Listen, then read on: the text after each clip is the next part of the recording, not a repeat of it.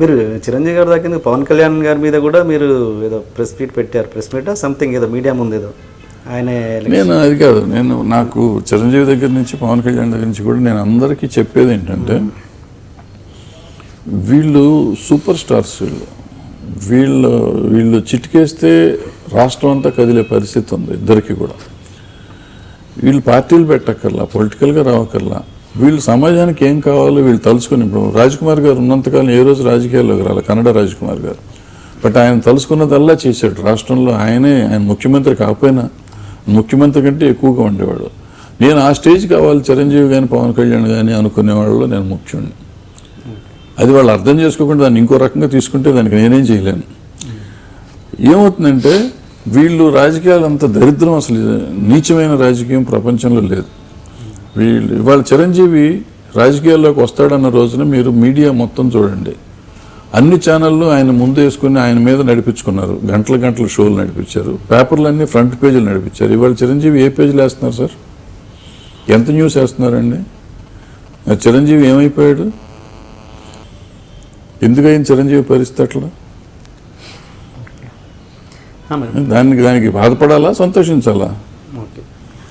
ఇప్పుడు అట్లాగే వీళ్ళని అనేది ఏంటంటే, వీళ్ళు తలుచుకుంటే సమాజానికి మార్పు తేగలరు,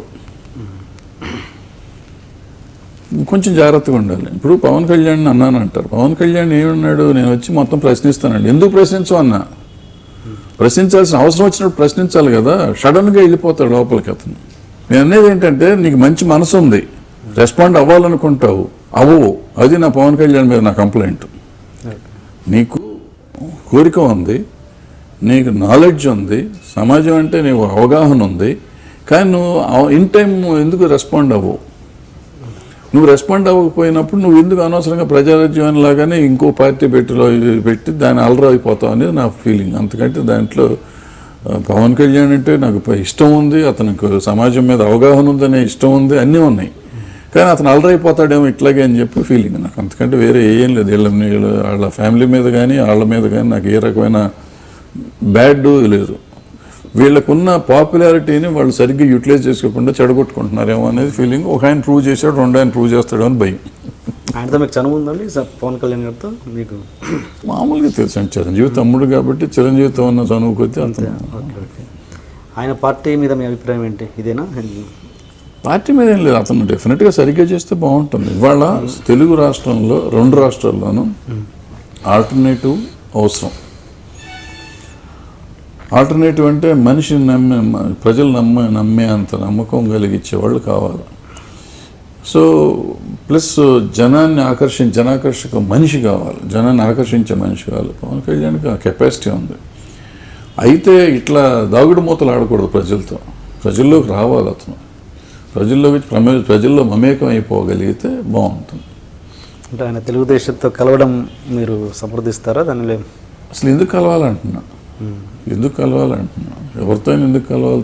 తను చేసుకోవచ్చు కదా, తనే చేసుకోవచ్చు. తను చేసుకుంటే బాగుంటుంది, చేసుకొని సరిగ్గా చేసుకుంటే డెఫినెట్గా బాగుంటుంది. వాళ్ళు కావాలి అంటే ఈ కొత్త ఆలోచనలు ఉన్నవాళ్ళు కావాలి, కొత్త తరం కావాలి.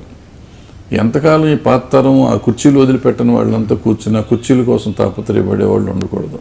ఆ సమాజం బాగుపడదు, రాష్ట్రాలు బాగుపడవు, తెలుగు భాష బాగుపడదు. ఇది బాగుపడాలంటే డెఫినెట్గా కొత్త తరం కావాలి, కొత్త నాయకత్వం కావాలి, కొత్త మనుషులు రావాలి.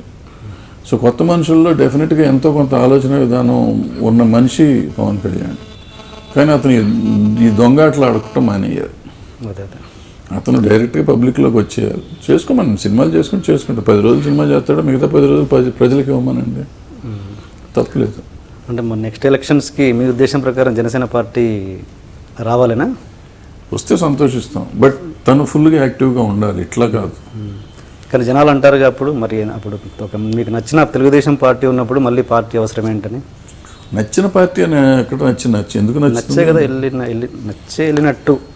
వెళ్ళినట్టు కాదు, సపోర్ట్ చేయాల్సి వచ్చింది. వాళ్ళకి అవసరమైంది, ఇంటికి వెళ్ళి ఆయన అడిగాడు, ఇంటికి వచ్చాడు కదా, నేను మొహమాటానికి చేశాడు. Okay okay. ఆ సినిమా కూడా ఒక టార్చర్ నాకు. ఎలా? మేకింగే టార్చర్ నాకు. అది సరదాగా ఏదో ఇంట్లో ఉంటే చక్రవర్తి వచ్చి తక్కువలో చేద్దాం అన్నయ్య అది అన్నాడు. సరే చేద్దాం అన్నాను. అల్టిమేట్గా it costed me a lot and delayed కూడా అయిపోయింది. బట్ ఆల్ సైడ్ నాకు అతని మీద ఉన్న కోపము ఇదంతా ఒక మధ్యలో కొంత